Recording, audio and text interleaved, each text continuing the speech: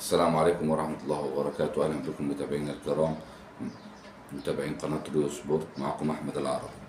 صفقة محمد بن رمضان اللي خدت جدل كبير وواسع الأيام اللي عدت، ولينا 3 مواسم ب6 انتقالات. محمد بن رمضان جاي، محمد بن رمضان ماشي. تمام. محمد بن رمضان النجم التونسي الموهوب، نجم نادي فرنسفارو الهنغاري. تمام.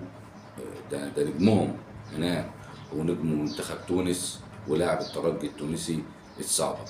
النادي الاهلي تم اتفاق مع نادي فرنسفارو على 1,800,000 للاعب. للنادي هيدفعوا على قسطين. القسط الاول كبير، يعني مش قسطين 900 و900، لا، القسط الاولاني كبير اثناء التوقيع، والقسط الثاني 1 يناير، يعني تقريبا بعد 6 شهور.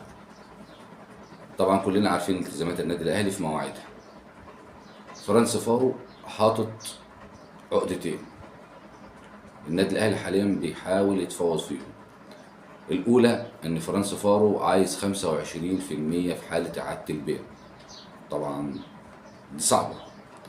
النادي الاهلي قال لهم لا، 15% خلال اول سنه، يعني انا بعته خلال اول سنه في التعاقد بتاعه، النادي فرنسفارو ياخد 15%. لو النادي الاهلي باعه في مده بيع عقده اللي هي ال3 سنين، نادي فرنسفارو ياخد 10% نظير اعاده البيع. لحد دلوقتي ما تمش الاتفاق على ده. طبعا شروط يعتبر شبه تعجيزيه. طبعا وكيل اللاعب اساسا بعد ما تراضى كويس جدا من النادي الاهلي، واقف مع النادي الاهلي. محمد بن رمضان رغبته الاولى انه يلعب في النادي الاهلي، الرغبه الاولى، وتنازل كتير وتراضى هياخد مرتب كبير فئه اولى مع النادي الاهلي، ومكافآت طبعا في حاله الفوز بدوري ابطال افريقيا، حاله الصعود، حاله الدوري، كاس السوبر الافريقي، كاس السوبر المصري. كل الامور دي اتفقوا عليها، واللاعب مرضي جدا جدا جدا. العقده الثانيه اللي حاططها نادي فرنسفارو الهنغاري، ان هو المكافآت.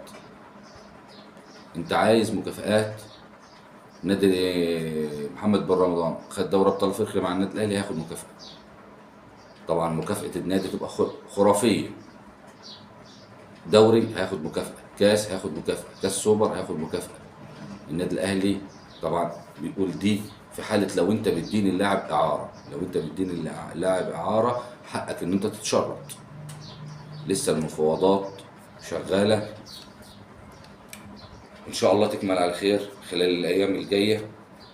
الخبر الثاني، بنسبة تزيد 80% و 85%، مارك روزا مش هيجي يدرب النادي الاهلي، لان جاي له عرضين اوروبيين بيفاوض بينهم.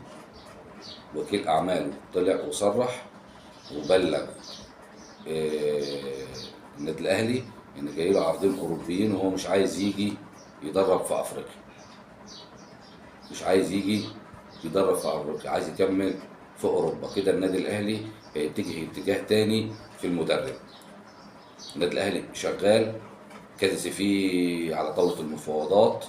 لجنه التخطيط طبعا تم حلها، كابتن محمود الخطيب مع مجلس الاداره مع محمد شوقي حاليا مكرسين كل دنيتهم، كل يومهم، ان هم يتم التفاوض مع مدير اجنبي بهويه البطل اللي انا قلتها لكم في الفيديو بتاع امبارح. النادي الاهلي انت عندك سكواد عالمي، سكواد مرعب، ما ينفعش اي مدرب. انت عايز مدرب منشار، انت عايز مدرب صارم، انت عايز مدرب شخصيه يعرف يسيطر على اوضه اللبس، عايز مدرب يخلي البديل ينزل. اي لاعب يطلب من البدلاء ينزل كأنه اساسي. طبعا دي مش هتبقى موجوده في اي شخص، اللي هي سمات الشخصيه. السمات الشخصيه دي لازم المدرب اللي يجي يبقى ليه سمات شخصيه معينه للنادي الاهلي عشان يعرف يسيطر على الاسكواد الكبير. وهسيب لكم رابط الفيديو اللي نزلته امبارح، هويه المدرب الجديد بتاع النادي الاهلي، هسيبه لكم اسفل الفيديو ان شاء الله. نادي الزمالك في ازمه كبيره مع بيسيرو بعد فشل الاخير. بيسيرو المدير الفني لنادي الزمالك بعد ما فشل ذريع في نادي الزمالك، كلنا شايفين الامور دي. بيسيرو بعد التعادل مع المصري طلع وقال انا ما قبضتش، كل اللي وصلني 50,000 دولار. مدي نادي الزمالك مهلة اسبوع ان هم يدفعوا له مرتباته مستحقاته المتاخره، يا اما هشتكي. كده ازمه النادي الزمالك حاليا بيسيرو المدير الفني بتاع نادي الزمالك. انا اتكلمت مرارا وتكرارا في الموضوع ده، ولو بيسيرو اشتكى كده هيفسخ عقده، كده هيرفع قضيه، كده هيجي ايقاف جديد لنادي الزمالك. احنا اتكلمنا في الموضوع ده كتير. الزمالك يفضل يدور على مرتب، على مدرب جديد للموسم الجديد، وانت داخل على بطولة كاس مصر، انت داخل ان انت تحقق مركز ثالث او رابع عشان تلعب في البطولة الكونفدرالية السنة الجاية، الموسم اللي جاي. نادي الزمالك يا جدعان والله يزعل ايه اللي يزعل مني يزعل. انا بتكلم بصدق وبامانه، ولا عايز حاجه من ده ولا عايز حاجه من ده. نادي الزمالك نادي مؤسسه عنده سيستم بس مش مستغل.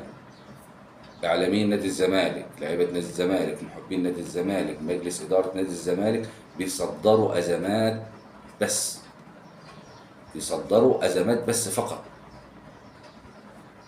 بيصدروا ازمات، بكررها تاني، بيصدروا ازمات للجمهور. والجمهور دلوقتي مبقاش اللي في بق الجمهور المظلوميه والنادي الاهلي نادي الدوله. لا، انت بعد النادي الاهلي واشتغل على السيستم بتاع حضرتك. نادي الزمالك المفروض جماهيره تطالب على السوشيال ميديا، تطالب في البرامج الاعلاميه، تطالب في كل حاجه. في جمعيه عموميه، اول جمعيه عموميه كل بتوع نادي الزمالك محبين نادي الزمالك يقفوا. نادي الزمالك عايز يصحى، عايز يرجع. انت النهارده اللي واخد مكانك مش النادي الاهلي، انت كده كده مش بتنافس النادي الاهلي، انت اللي واخد مكانك نادي بيراميدز، اللي واخد مكانك نادي بيراميدز. دي نصيحتي لكل حتى الاعلاميين، اللعيبه الاعلاميين اللي بيطلعوا، والكابتن احمد حسام ميدو، يخفوا تصريحات، يشتغلوا على نفسهم، يشوفوا العيوب اللي في النادي، يشوفوا الاخطاء، يحاولوا يتداركوها. دي نصيحتي لنادي الزمالك، لا اكتر ولا اقل. اخبارنا الرياضيه انتهت.